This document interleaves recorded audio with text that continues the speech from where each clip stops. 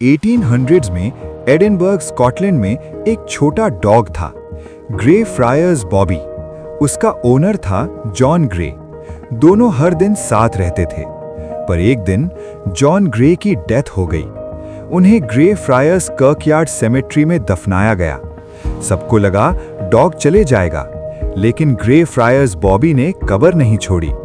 दिन हो या रात, बारिश हो या ठंड, वो वहीं बैठा रहता। 1 साल नहीं, 14 इयर्स तक। आज भी वहां ग्रे फ्रायर्स बॉबी स्टैचू खड़ी है, जो दुनिया को याद दिलाती है, वफादारी कभी नहीं मरती।